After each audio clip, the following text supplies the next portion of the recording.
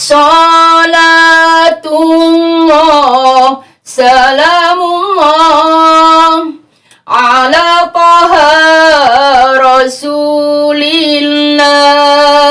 Salatullah, salamullah ala yasin habibillah. Selamat ulang tahun untuk negara Republik Indonesia. Assalamualaikum warahmatullahi wabarakatuh.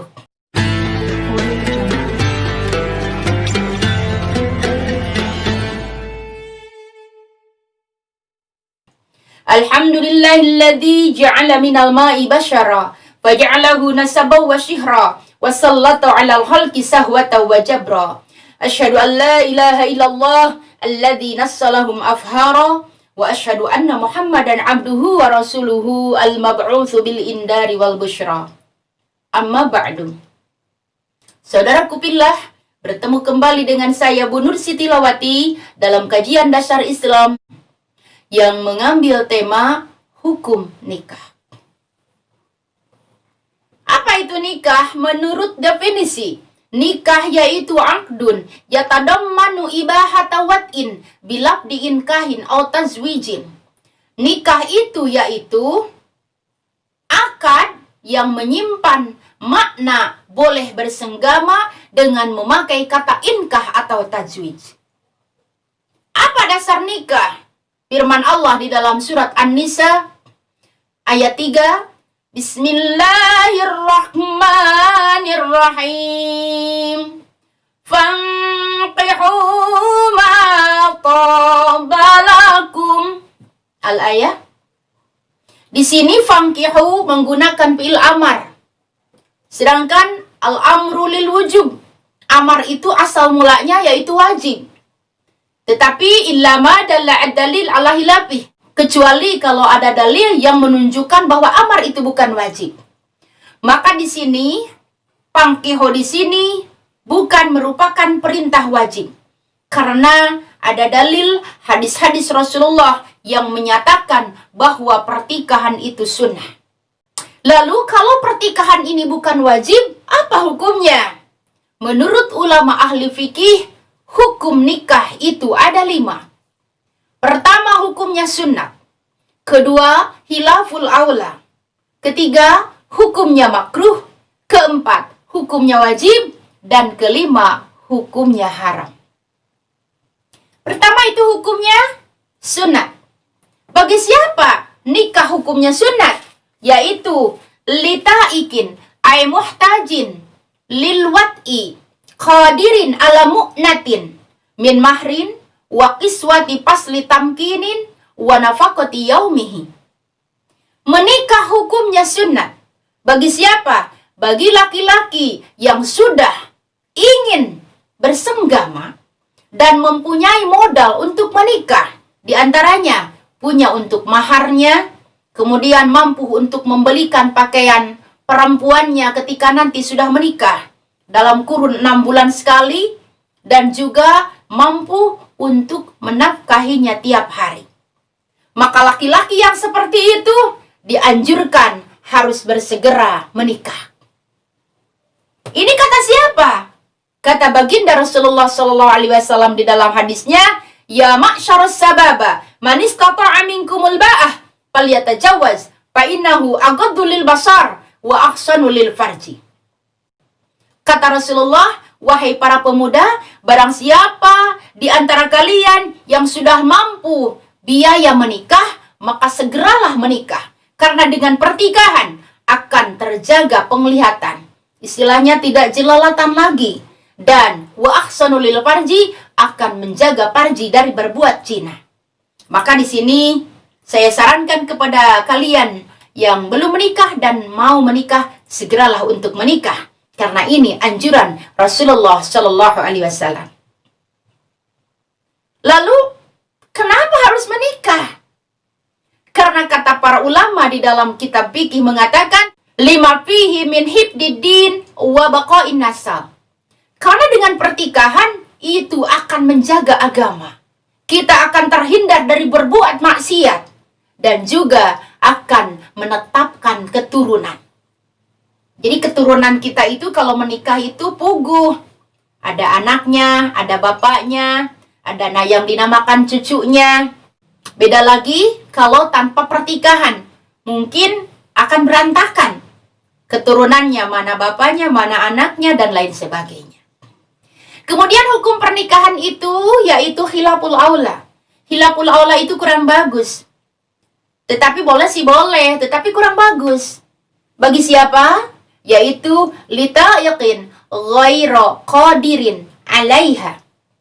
Bagi laki-laki yang ingin bersenggama tetapi tidak punya modal, tidak punya mahar, tidak punya pekerjaan untuk membiayainya, untuk membeli pakaiannya dan untuk nafkah sehari-harinya, maka bukan tidak boleh menikah, tetapi khilaful aula, kurang bagus dipaksakan menikah. Kenapa begitu? Karena mungkin terlalu memaksakan, nanti akan istilahnya menghutang ke sini, menghutang ke sana, dan nanti akan membuat repot sendiri. Bagaimana solusinya? Ini dijawab oleh Allah Subhanahu wa taala bagi para pemuda yang sudah sangat ingin menikah tapi tidak punya modal, maka kata Allah di dalam surat An-Nur ayat 33, Bismillahirrahmanirrahim. وَلْيَسْتَعْفِفِ الَّذِينَ لَا يَجِدُونَ نِكَاحًا حَتَّى يُغْنِيَهُمُ اللَّهُ مِنْ فَضْلِهِ. Kata Allah, dan orang-orang yang tidak mampu menikah hendaklah menjaga kesucian dirinya sampai Allah memberikan kemampuan kepada mereka dengan karunia-Nya.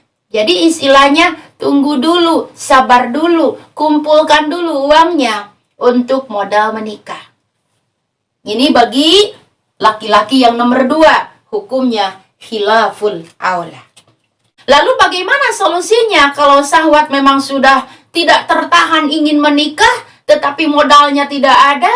Maka Rasulullah SAW di dalam sepotong hadisnya mengatakan, "Faman lam yastati fa'alaihi bisawm." Maka barang siapa yang tidak mampu untuk biaya menikah, lebih baik puasa. Karena dengan puasa, insya Allah syahwat kita akan terjaga. Karena terbawa dengan kelemasan tubuh kita, biasanya syahwat pun melemah.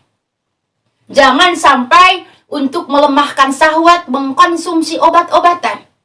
Karena apa? Karena ditakutkan kalau kita mengkonsumsi obat-obatan, takut syahwatnya akan mati beneran. Sedangkan haram hukumnya memutuskan syahwat secara permanen. Lalu bagaimana kalau seorang laki-laki yang sudah tidak tahan ingin menikah, syahwatnya sudah tinggi, tetapi tidak punya modal, tidak punya mas kawin, tidak punya untuk membiayai sehari-harinya, karena dia seorang pengangguran. Bagaimana ini? Kata ulama fuqaha mengatakan, bal yatajawaz wa yatawakkal 'ala Allah. Fa innallaha takfulu birrizqi lil mutajawiz biqasdil 'ifaf. Kata ulama fuqaha, wahai para pemuda, menikahlah.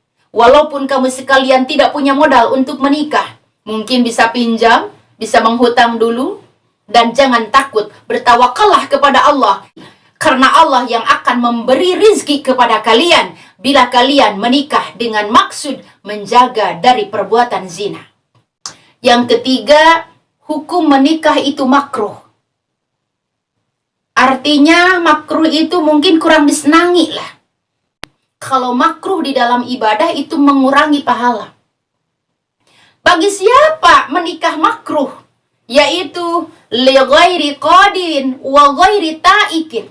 Bagi laki-laki yang tidak mempunyai hasrat untuk menikah, tidak punya syahwat, tidak punya keinginan untuk bersenggama, juga disertai dengan tidak punya modal, tidak punya uang, tidak punya untuk mahar dan lain-lain. Maka laki-laki yang ketiga ini jangan memaksakan diri, karena menikah baginya hukumnya makruh. Kenapa makruh? Kita bisa membayangkan dengan logika kita. Kalau seorang laki-laki tidak punya keinginan untuk menikah, hasrat hatinya tidak ingin bersenggama, kemudian tidak punya modal, kemudian dipaksa menikah, akan apa jadinya? Mungkin tidak ada rasa mawaddah dengan istrinya, tidak ada kontak komunikasi dengan istrinya. Karena apa? Di dalam hatinya tidak ada rasa ingin menikah. Jadi, tidak salah kalau menurut ulama fuqaha, laki-laki yang seperti ini makruh untuk menikah. Jangan dipaksakan. Jangan malu karena sudah tua. Jangan malu karena digunjingkan tetangga. Kalau kitanya sendiri tidak mau menikah karena kita memang tidak punya hasrat, tidak ingin bersenggama, dan juga biayanya nol. Jangan melihat ke kiri ke kanan karena malu, karena untukmu menikah hukumnya makruh. Dan yang keempat, hukum menikah itu wajib. Bagi siapa menikah hukumnya wajib? Linadhirin lahu haitsu nudhiba bihaqqihi. Bagi laki-laki yang nazar ingin menikah, dan laki-laki itu di dalam hatinya sudah ingin bersenggama, juga mempunyai modal untuk menikah, punya mahar, punya pekerjaan yang nanti hasilnya untuk menafkahi istrinya, maka laki-laki yang nazar dengan kondisi seperti itu, maka laki-laki tadi wajib menikah. Bukan wajib karena perintah pamkihu yang tadi, tetapi wajibnya menikah karena nazarnya. Lalu pertanyaannya, bagaimana kalau seorang laki-laki nazar akan menikah? Saya nazar akan menikah minggu depan, tetapi laki-laki tadi di dalam hatinya tidak punya rasa ingin menikah, kemudian tidak punya biaya juga untuk menikah, maka itu tidak wajib. Karena yang menjadi wajib dengan nazar yaitu laki-laki yang sudah sunnah untuk menikah, yaitu laki-laki yang sudah ingin bersenggama dan mempunyai biaya untuk menikah. Ketika dia nazar, maka jadi wajib dilaksanakan. Kelima, hukum nikah itu haram. Bagi siapa? Yaitu bihaqqiman lam yakum bihuquqi zaujiyah. Bagi laki-laki yang tidak akan sanggup melaksanakan hak-hak seorang istri. Dan nanti insya Allah akan saya lanjutkan di ceramah yang berikutnya, hak seorang istri dari suami dan hak suami dari istrinya. Bagi kalian para pemuda yang belum menikah, maka menikahlah. Karena menikah itu adalah anugerah yang paling indah. Mohon maaf atas segala kesalahannya. Billahi fisabilil haq. Wassalamualaikum warahmatullahi wabarakatuh. Bila sahabat Kadis ingin bertanya atau request buat ceramah selanjutnya, sahabat bisa komen di bawah atau DM di Instagram atau kirim lewat email yang ada di deskripsi box di bawah. Jangan lupa like, subscribe, dan share ke teman-teman kalian. Dadah!